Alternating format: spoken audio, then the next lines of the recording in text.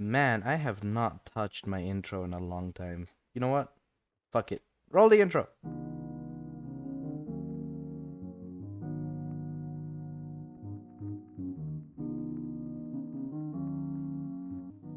How's it going, everyone? And welcome back to my channel. Okay, today we're going to be doing something a little different.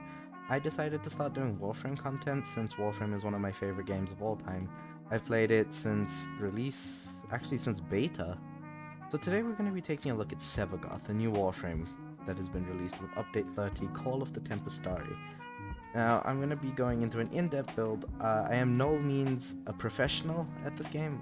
What the fuck is happening with my cape?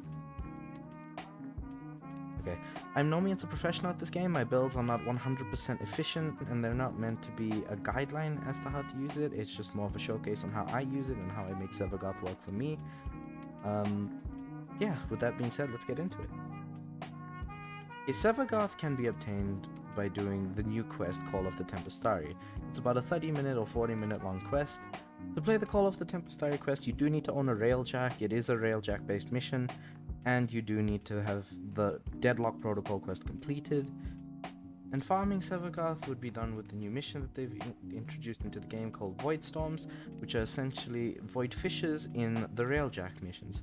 Sevagoth's parts all drop on the same mission and have a 10% chance to drop each individual part. So with any Void Storm mission that's completed, you do have a 30% chance to get a Sevagoth piece and 10% chance to get the piece that you want. And with that being said, let's go straight into his abilities. Now, Sevagoth is a bit of a weird Warframe. The reason I say this we'll get to in a minute, but we'll go over his abilities first. So Sevagoth's passive.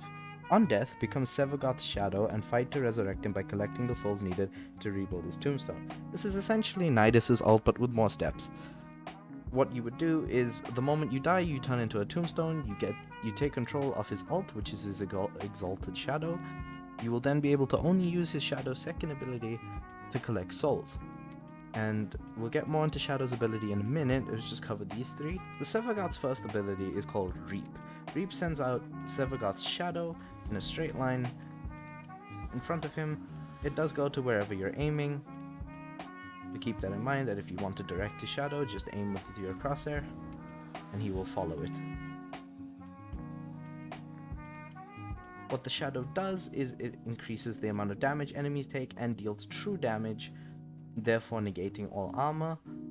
His second ability is called Soul.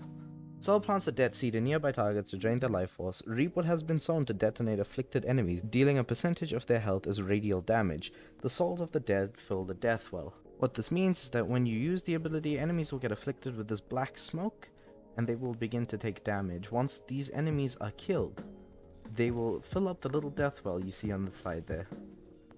And I can showcase that by doing this. As the enemies die, the little pink bar goes up, and once that pink bar is full, you'll be able to use his ult. Sevagoth's third ability is called Gloom. Now what Gloom does is creates a ring around Sevagoth that expands slowly, and any enemy caught in this ring will then be slowed and have a little black effect on them. And I think that black effect has to do with your energy color. I'm not too sure. I'll have to double check in a minute. But you do get this little haze around the enemies, and they are slowed down. Any enemies caught inside the ring will also give you lifesteal from pulses that emit from Sevagoth himself, which I find pretty neat. It's a very handy ability, especially for survivability. It makes him a lot easier to handle in higher level missions. Sevagoth's Gloom is also a toggle ability, and it does drain energy the longer it carries on. However, the energy drain does not increase nor decrease, and stays steady for as long as you use it. And now the moment you've all been waiting for, Sevagoth's ultimate ability. Now Sevagoth's ultimate ability essentially turns you into a different Warframe, and that would be his Shadow. Now his Shadow has his own melee weapon, which is moddable, and Shadow himself is moddable. Shadow's abilities are as follows. Embrace, which brings enemies closer towards you in a little pile, makes them easier to take down. His second ability is called Consume. What Consume does is once you fly over once you use your second ability on someone, it will send a hollowed out version of them into the sky, therefore taking their souls. Once their soul has been taken with his second ability, it will restore a little bit of health. I think it's percentage based, don't quote me on that. And it does use energy from Sevagoth's Shadow's energy pool. Sevagoth's Shadow does have an energy pool of his own and can be replenished with energy orbs. Oh, and it can also be replenished with the Zenuric Dash.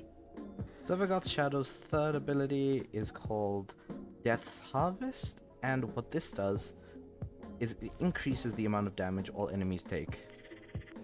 And it's more of a debuff than it is a damage ability. Obviously, my brain is just not functioning today. But it does make them take more damage. The skill is affected by range and duration. There's not really much else to say, really. Right, let's get on with the build. As I've stated before, my build's on no means a professional build. This is just what I use on a day-to-day basis. Prime Flow for the energy pool, Adaptation to take less damage, Stretch for a little bit of an ability range, Umbral Vitality for a little bit more health, Prime Continuity for a bit more duration for his abilities, because enemies do need to die within being affected by Sevagoth's first and second ability to be eligible to fill up the death well. Streamline just for a little bit of efficiency. Intensify, which you can change out for Umbral Intensify if you do have the former. I unfortunately did not, so I couldn't fit that in my build, but when I do get it, I definitely will be switching this out for an Umbral Intensify. And Fleeting Expertise just for a bit more efficiency, because Sevagoth is a hungry energy bitch. Arcane slots, I don't use arcanes in 90% of my builds. I do just have all of these laying around here, but from my knowledge of the game, you would definitely be using something like an Arcane Energize and maybe an Arcane Strike, or an Arcane Guardian at higher missions, depending on how you play Sevagoth. And as for Sevagoth's Shadow, I put Steel Charge in the Aura slot, Fleeting Expertise for a bit more efficiency, Umbral Vitality for a bit more health, Umbral Fiber and Intensify just to bring it full circle and give him as much health and strength as possible from these set of mods. I did throw an Umber Forma in here, not knowing that it was Shadow and not Sevagoth, but that was a bit of my mistake. It did work out in the end, but I ended up wasting an Umber Forma in the wrong slot, so don't be dumb as me. Stretch for a bit more range on his first ability to pull enemies in, Continuity just for a bit more duration on his debuff, Intensify obviously for more power strength to his debuffs as well, Streamline for a bit more efficiency because picking up energy orbs as Sevagoth is a bit of Sevagoth's Shadow, sorry, is a bit of a bitch. Adaptation just for less damage. When you take less damage, you have more of a chance to use your second ability to heal up, so it essentially just closes off his kit in a very nice little neat circle. Sevagoth's Shadow does also have upgradable claws. Now, these claws I have not finished modding. I ran out of Forma at this point, but the way I would mod it is just increasing the Virulent Scourge and Vicious Frost to their max levels, and maybe throwing in a Condition Overload if I could, and getting rid of Carnus Mandible, keeping Quickening, because Quickening is a very good mod for this build. Shadow's Claws do increase in combo counter fairly quickly, and putting Quickening on here will make you hit a 12 times multiplier in absolutely no time at all. The attack speed is also really nice when combined with Berserker. Lets you hit all of your targets really fast, increases the speed of your heavy attack, and Sacrificial Steel brings your crit chance up from 34, I think it was, from 38, all the way up to 114. So with any crit multiplier mods, you will definitely just be getting flat damage increases. The build that I would usually go for on this would be to put something like a Sacrificial Steel, and a Sacrificial Steel, there you go. Prime Fever Strike, Prime Pressure Point, and then a whole bunch of crit mods. So something like Organ Shatter to bring that up to a 4.9, and Gladiator's Might to bring that up to a 6.5 times damage multiplier, and then fill in these 3 slots with viral damage and attack speed. So something like that. Sorry, that, and maybe we'll throw in a Berserker.